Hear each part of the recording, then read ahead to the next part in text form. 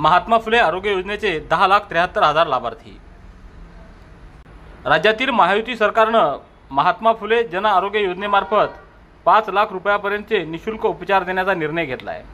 यामुळे आतापर्यंत 31 ऑगस्ट 2024 पर्यंत राज्यामध्ये 10,73,000 रुग्णांनी याचा लाभ घेतलेला आहे। यामुळे सामान्य गोरगरीब जनतेला मोफत उपचार आता घेण्याची सुविधा मिळत आहे। या योजनेच्या पोटी 4,356 कोटी 12 लाख रुपयाचा निधी महायुती सरकारनं खर्च केलेला आहे। देवाभाऊंच्या पुढाकारामुळे राज्यातील जनतेला मोफत उपचार मिळतोय। लाडक्या सरकारमुळे 5 लाखापर्यंतचे उपचार निशुल्क। आपण पाहत आहात लोकसमीक्षा न्यूज नेटवर्क आणि या आहेत आजच्या सुपरफास्ट न्यूज।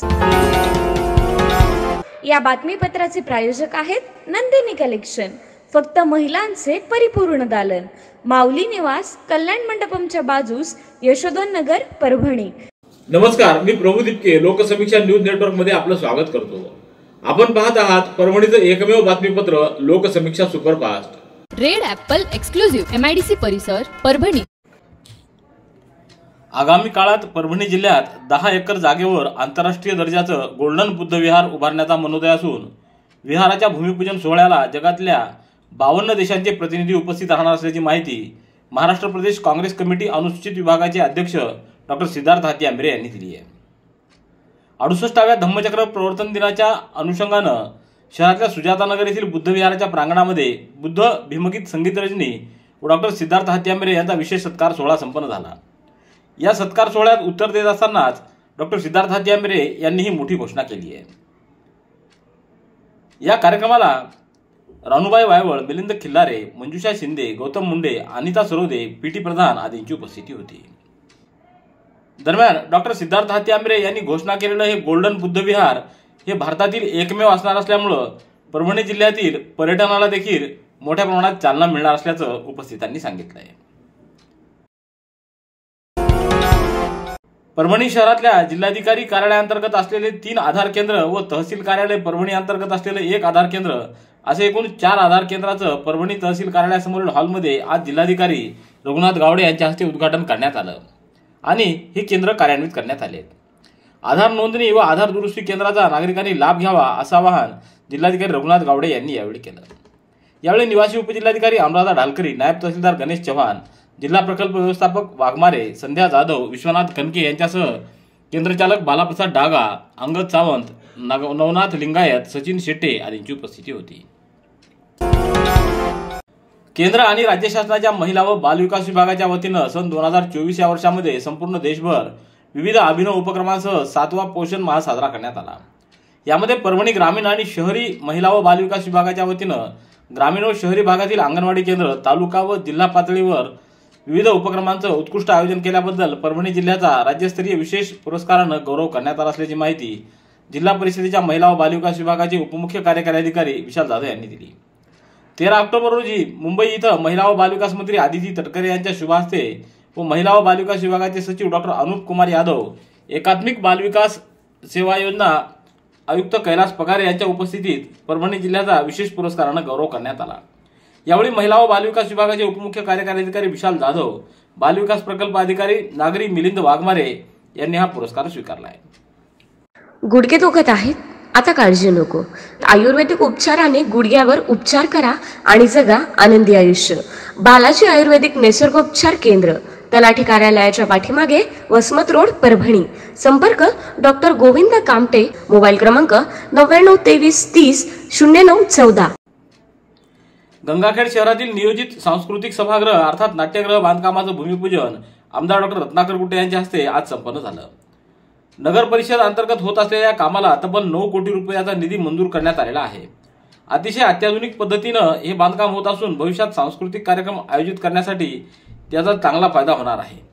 यावेळी अनिल यानपल्लेवार, किशन भोसले, साहेबराव भोसले, संभाजी पोले, प्रशांत काबरा, माणिक आळसे, मारुती साळवे, गोपाळ तापडिया, प्रल्हाद मुरकुटे, संदीप अळनुरे, सुभाष नळदकर, दगडू सोमानी, बालाजी डहाळे, गोविंद यादव, सत्यपाल साळवे, शेख कलीम, दीपक तापडिया आदींची उपस्थिती होती।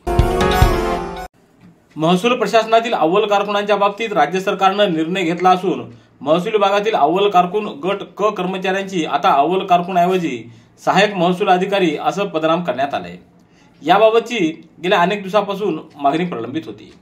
या पदनामात बदल केल्यामुळे कोणतीही वेगळी वेतन श्रेणी व वेतनवाढ देय असणार नाही, तसंच वेतनामध्ये कोणताही बदल होणार नसल्याचं राज्य शासनाच्या वतीनं सांगण्यात आलंय। संशोधनामध्ये सांख्यिकी शास्त्र आणि डेटा विश्लेषणास अनन्यसाधारण महत्त्व आहे, असं प्रतिपादन पशु व मत्स्य विज्ञान विद्यापीठ नागपूरचे संशोधन संचालक डॉक्टर नितीन कुरकुरे यांनी केले आहे।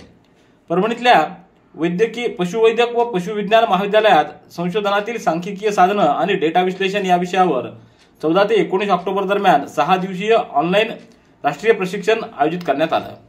या प्रशिक्षणाला आज सुरुवात झाली आहे। या कार्यक्रमाला प्रमुख पाहुणे म्हणून डॉक्टर नितीन कुरकुरे, पशु व मत्स्य विज्ञान विद्यापीठ नागपूरचे माजी संशोधन संचालक डॉक्टर अब्दुल समद यांची उपस्थिती होती। तर कार्यक्रमाच्या अध्यक्षस्थानी महाविद्यालयाचे सहयोगी अधिष्ठाता डॉक्टर सुधीर राजूरकर हे होते।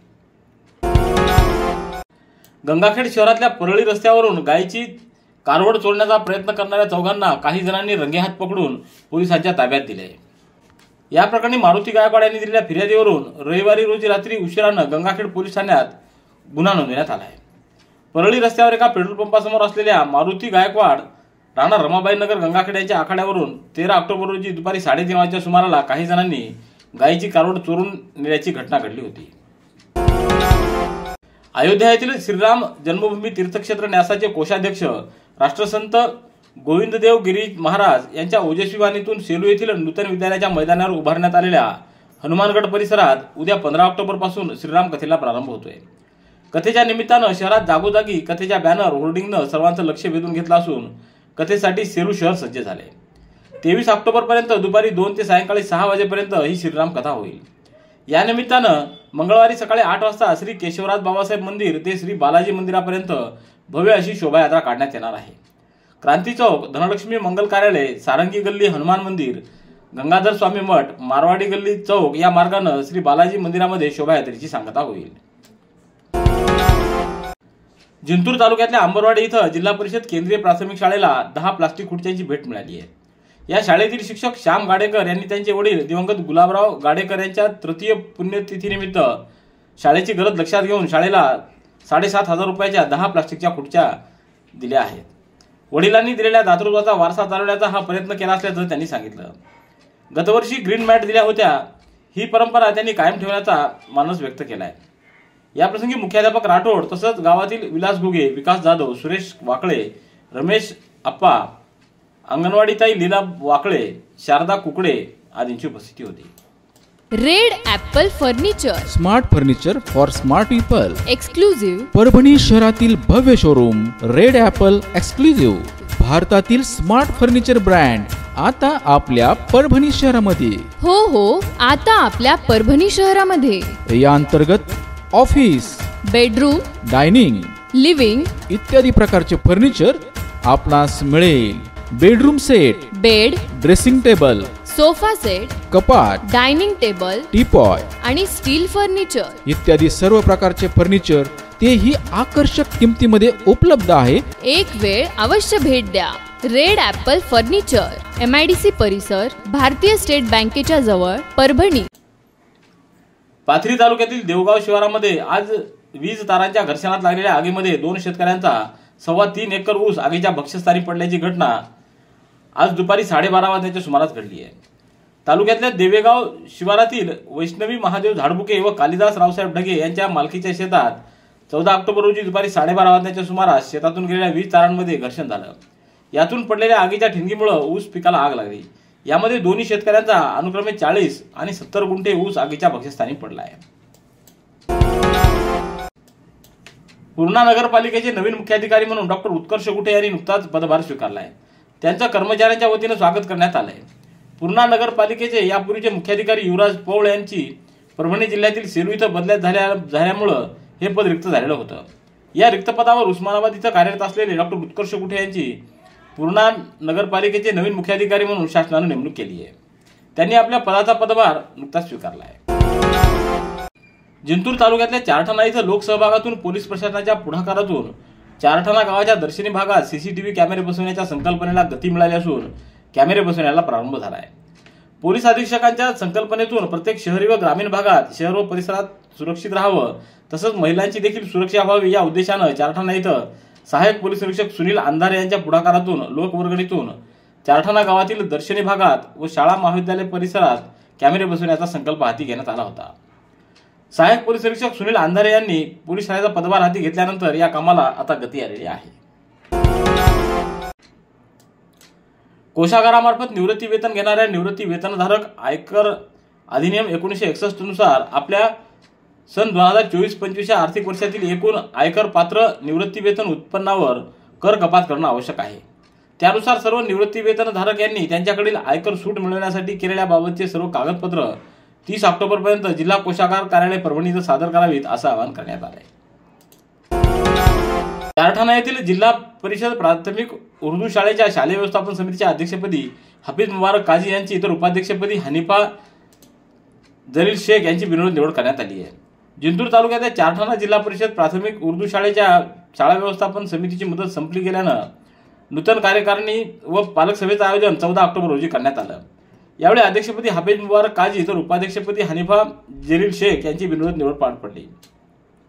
तर इतर सदस्यांमध्ये पठाण नेहा खयूम, सिद्दीक शेख, अमजद खान पठाण, हुमिरा फरहीन, सय्यद अझहर अली, सय्यद रहिमा मुजीब, साजी काजेदार रियाजुद्दीन, काजी नईमुद्दीन, रफीक खान पठाण तर शिक्षक प्रतिनिधी म्हणून इक्बाल शेख यांची सर्वानुमते निवड करण्यात आलेली आहे। रेड ॲपल एक्सक्लुझिव्ह MIDC परिसर परभणी। याबरोबरचे बातमीपत्र संपलं। पुन्हा भेटूया उद्याच्या सुपरफास्ट बातमीपत्रात। पाहत रहा लोकसमीक्षा। तुम्हाला हे बातमीपत्र कसं वाटलं याबद्दल आपली प्रतिक्रिया नोंदवा। दररोजचे अपडेट्स मिळवण्यासाठी लोकसमीक्षा चॅनलला सबस्क्राईब करा। धन्यवाद।